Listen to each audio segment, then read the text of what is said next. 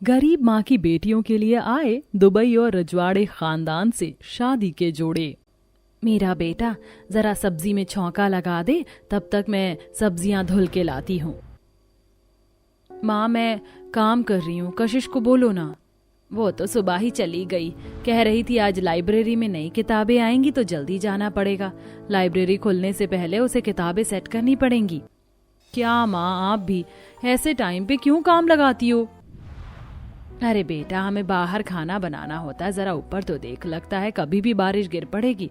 अगर अभी खाना नहीं बनाया तो पता नहीं कब बन पाएगा, और दिन में कशिश भी खाने आएगी, इसलिए अभी चूल्हा जला दिया। चल अब ज्यादा बातें मत बना और फटाफट बर्तन चढ़ा के चौंका लगा दे।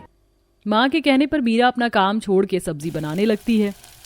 अरे बना लो खाना, बाहर चूल्हा जला के पूरे मोहल्ले में धुआं धुआं करने की परंपरा से अब हमें भी आदत हो गई है। जल्दी बनाओ, नहीं तो बारिश हुई तो भूखे पेट सोना पड़ेगा। और सोगे भी कैसे? छत भी तो टपकती है तुम लोगों की, भला टपकते पानी में थोड़ी कोई सोता है। आंटी अगर आप हमारी मदद नहीं कर सकती तो कृपया करके हमें अकेला छोड़ दें। हम खाएं या ना खाएं, सोएं या ना सोएं, उससे आपको क्या? अरे तुम लोगों की दो कौड़ी की औकात नहीं और तुम मुझसे इस तरह बात कर रही हो। मैं श्राप देती हूँ कि बारिश नहीं भयंकर बारिश होगी, और ये जो घर बचा है ना ये भी नहीं बचेगा। भीख मांगोगे तुम लोग? हाँ। इतना बोल के यामिनी वहां से चली जाती है और मीरा उदास हो जाती है। लता भी सब्जियां धोकर आ जाती है। माँ यामिनी आंटी आई थी, हम लोगों का मजाक बना रही थी। मैंने जरा सी बात क्या कह दी, उन्होंने तो हमें श्राप ही दे दिया कि हमारा बचा हुआ घर भी तबाह हो जाएगा और हम भीख मांगेंगे। अरे उस यामिनी को हमें जलील करने के अलावा कुछ नहीं आता, तो उसकी बातों को दिल से मत ले। अगर उसके कहने से कुछ होता तो आज हम जिंदा भी ना होते।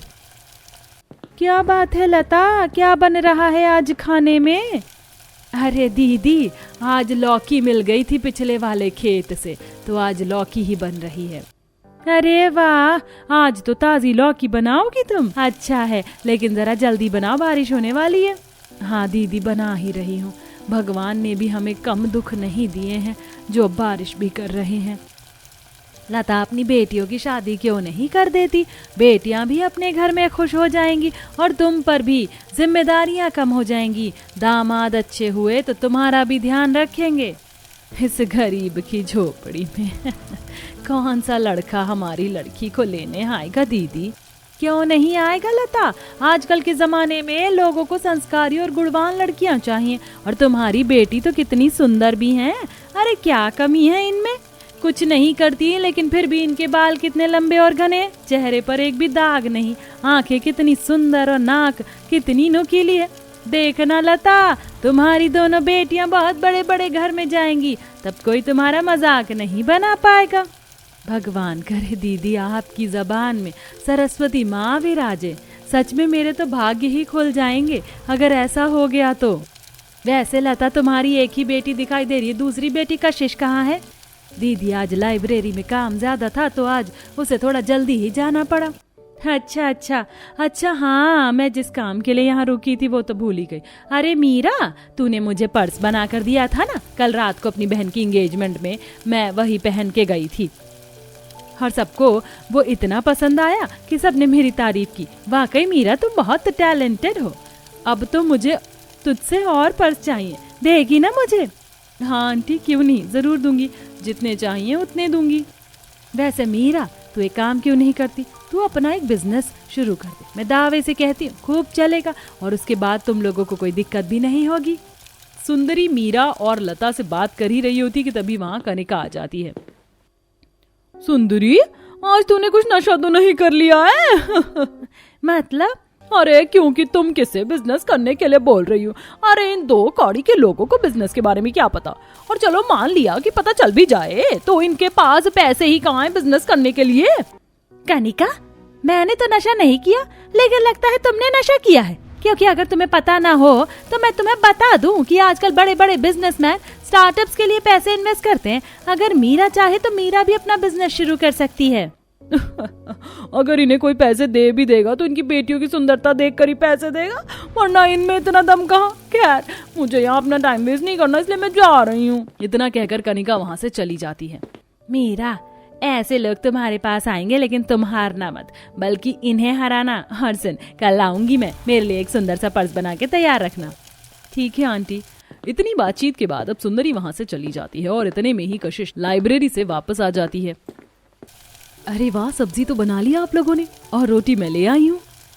तुझे रोटी कहाँ से मिल गई?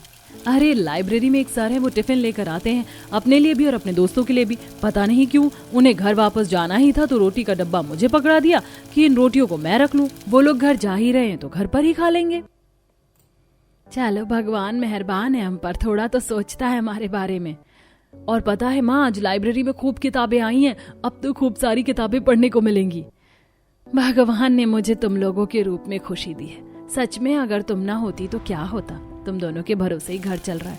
तू लाइब्रेरी से कुछ पैसे ले आती और मीरा अपने गुण से कुछ पैसे जोड़ लेती है, वरना मेरे फाल पी को करने से घर का गुजारा कहाँ होने वाला था। हे भगवान, हम पर अपनी कृपा बनाए रखना। इतना कहकर लता, मीरा और कशिश घर के अंदर खाने के लिए चली जाती हैं। तभी तेज हवा चलती है और एक कागज का टुकड़ा कशिश के पैर के पास आकर गिरता है। अरे ये कैसा कागज घर में उड़ते हुए आया है? अरे कुछ भी, फेंकना बाहर। क्या पढ़ेगी तू भी? हर चीज पढ़नी होती है इसे। वैसे इसमें किसी मेले के बारे में लिखा है, और लिखा है कि हमारे मेले में आए और अपने टैलेंट का प्रदर्शन कर कमाए लाखों। एक मिनट, जरा मुझे देना ये। मीरा दोबारा उस कागज को पढ़ती है और कुछ सोचने लगती है। क्या हुआ मीरा, तो क्या सोचने लगी? माँ, आपको याद है सुंदरी आंटी ने कहा था कि बड़े बड़े बिजनेसमैन स्टार्टअप्स के लिए पैसे देते हैं, जिससे हम जैसे गरीब लोग भी अपना बिजनेस शुरू कर सकते हैं। कहा तो था, लेकिन तुझे क्या उससे? माँ, मैं सोच रही हूँ कि मैं भी उस मेले में हिस्सा लूं। क्या पता सच में हमारा भाग्य हमारा साथ दे दे और हमें भी कोई बड़ा बिजनेसमैन मिल जाए जो हमारे छोटे से बिजनेस में अपने पैसे लगाए। वो तो ठीक है, लेकिन किस चीज का प्रदर्शन करेगी तू मेले में? अपनी डिजाइनर पर्स का। मैंने आज तक जितने पर्स बनाए हैं हम उनकी तस्वीर लगा देंगे, और मैंने कुछ पर्स बनाकर भी रखे हैं, और भी बना लूंगी। वैसे आइडिया तो बहुत अच्छा है, अगर काम कर गया तो बात बन सकती है। मुझे नहीं लगता कुछ होने वाला है।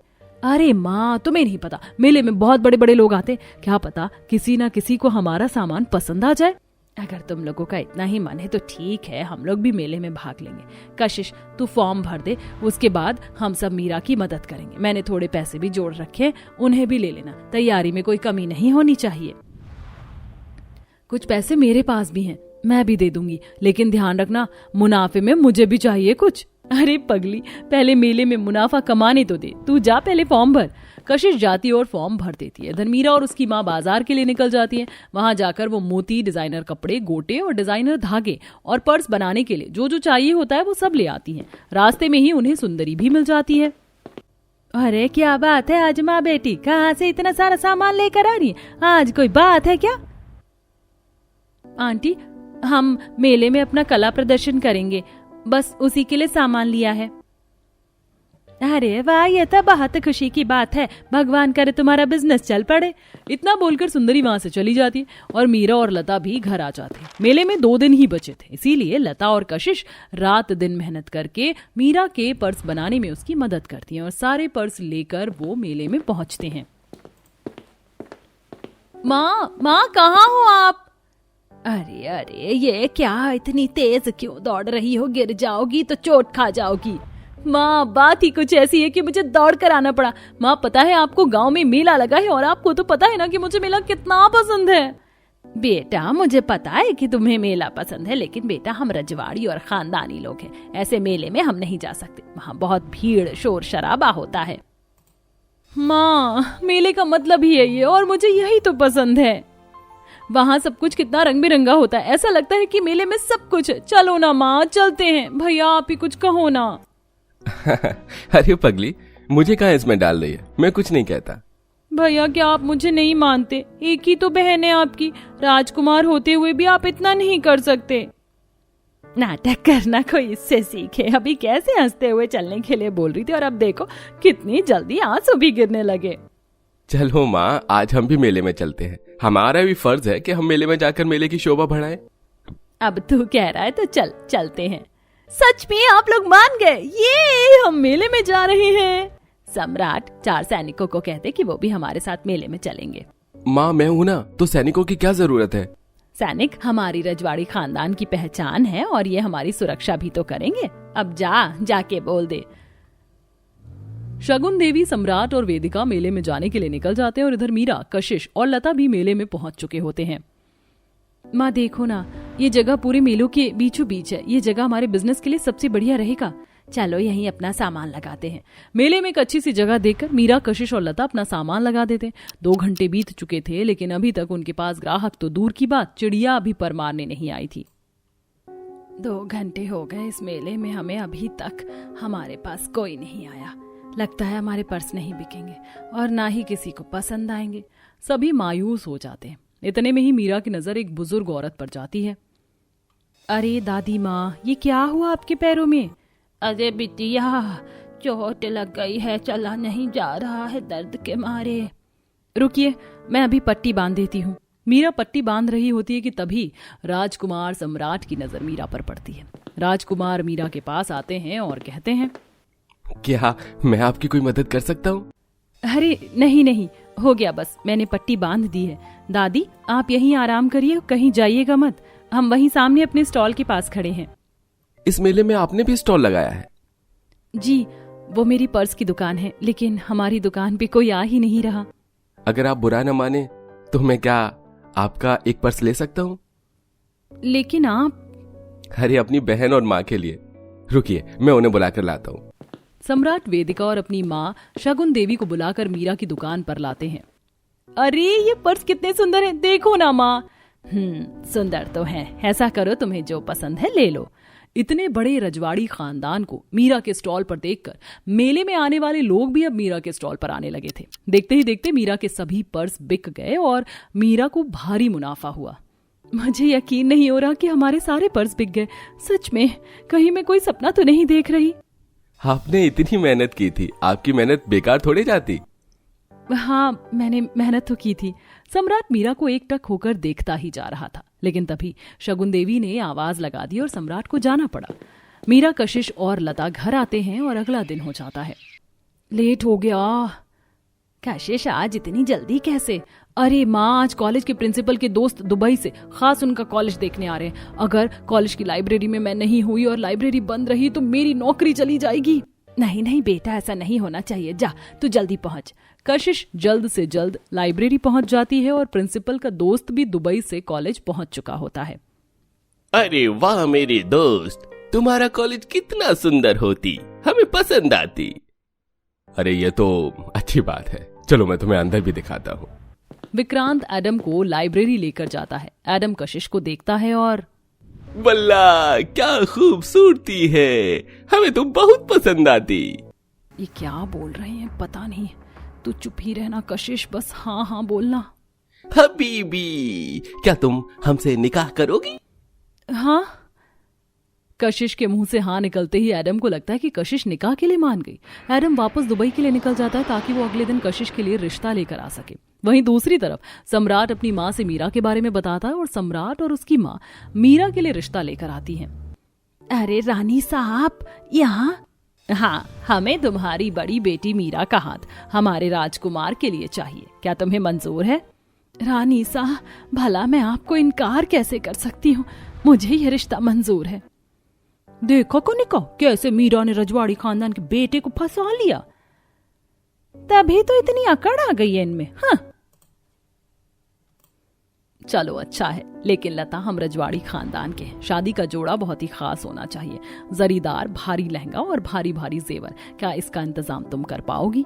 रानी सा, इतने पैसे तो हमारे पास नहीं हैं। कोई बात नहीं लता, मैं तुम्हारी परिस्थिति समझती हूँ। तुम परेशान मत हो, शादी का लहंगा मैं अपनी तरफ से भिजवाऊंगी। तुम शादी की तैयारी शुरू कर दो। मीरा और सम्राट का रिश्ता पक्का हो जाता है। अगला दिन होता है और एडम भी अपनी अम्मी जान के साथ कशिश के लिए रिश्ता लेकर बड़ी सी गाड़ी में आता है। आप कौन है? मैं शमीना, एडम की माँ। अरे सर आप? माँ, ये तो मेरे प्रिंसिपल के दुबई वाले दोस्त हैं।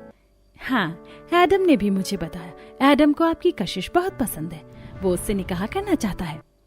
लो जी, अब लता अपनी बेटी को दूसरे धर्म में ब्याहेगी। कलयुग है, कलयुग। अरे वही तो, गरीब है तो क्या हुआ, ये पाप तो नहीं होना चाहिए। क्या करूं, लोग बातें बना रहे हैं कि दूसरे धर्म के लड़के से अपनी बेटी का रिश्ता करा रही हूं, लेकिन लता, यही लोग थे जिन्होंने तुझे बहुत जलील किया। और एडम जी को कशिश बहुत पसंद है, तभी तो इतनी दूर से रिश्ता लेकर आए हैं। ऐसे मौके बार बार नहीं आते। हाँ बोल दे लता। ठीक है, मुझे ये रिश्ता मंजूर है। मुबारक हो, हम जल्दी ही शादी की डेट निकालते हैं। शमीना जी, मेरी बड़ी बेटी की शादी 1 हफ्ते बाद ही है, क्यों ना उसके साथ ही कशिश की भी शादी करा दे। हाँ, हमें कोई परेशानी नहीं है, बस एक बात का ध्यान रहे, शादी का जोड़ा हम लोगों की तरह होना चाहिए। लेकिन शमीना जी, मुझे तो पता नहीं कि आप लोगों की तरह कैसे जोड़े बनते हैं। आप चिंता ना करें, शादी का जोड़ा हम भिजवाएंगे। आपने तो मेरी चिंता ही खत्म कर दी। हम 5 दिन बाद दुबई से वापस आएंगे। आप शादी की तैयारियां शुरू करिए। लता एक बार रानी साहब से एक साथ शादी के लिए पूछ लेती है। रानी साहब भी हाँ कर देती हैं। अब दोनों परिवारों में शादी के जोड़े बनवाए जा रहे थे। शुक्ला जी, लहंगा एकदम जरीदार, भारी, मोतियों की डिजाइन वाला होना चाहिए। मेरी होने वाली बहू बहुत सुंदर है। ये लहंगा ऐसा होना चाहिए कि उसकी खूबसूरती में 4 चांद लग जाएं। हाँ, परेशान मत होइए रानी साहब, ऐसा लहंगा बनाऊंगा कि सब लोग आपकी बहू को ही देखेंगे और तारीफ करते नहीं थकेंगे। हाँ, और लहंगे में वो भारी गोटा जरूर लगाना और अच्छे रंग का इस्तेमाल होना चाहिए। बता दे रही हूँ मैं, अगर कोई भी कमी रही तो आगे से तुमसे काम नहीं करवाऊंगी।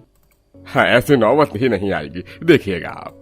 रजवाड़ी खानदान में लहंगे का ऑर्डर दे दिया गया था और उधर दुबई में शमीना भी अपने रीति रिवाजों के अनुसार जोड़ा तैयार कर रही थी।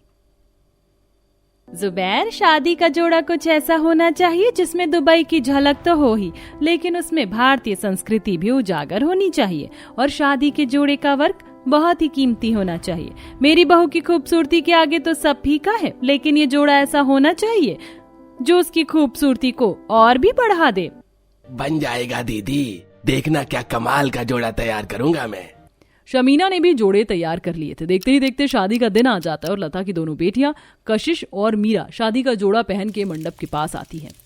हाय, मैं वारी जावा, कितनी सुंदर लग रही है मेरी बहू, मानो जैसे चारों तरफ रोशनी ही रोशनी आ गई हो। हाँ कशिश, सच में हूर की परी लग रही हो तुम। लग रहा है जैसे आज ही मैंने जन्नत को पा लिया हो। नजर ना लगे तुम्हें। शगुन देवी और शमीना अपनी होने वाली बहू की तारीफ करते थक नहीं रही थी। बाकी लोग भी कशिश और मीरा की तारीफ कर रहे थे। लता भी बहुत खुश थी। समय बीतता है और कशिश और मीरा की शादी हो जाती है। दोनों अपने ससुराल पहुंचती हैं और दोनों का ससुराल में पहला दिन होता है। मैं हमेशा से सोचती थी कि किसी राजकुमारी को अपनी बहू बनाकर लाऊंगी। सच में मुझे नहीं पता था कि मुझे इतनी सुंदर राजकुमारी मिलेगी। बहू, आज तू इस रजवाड़े पहनावे में, इस भारी जेवर में बहुत बहुत सुंदर लग रही हो।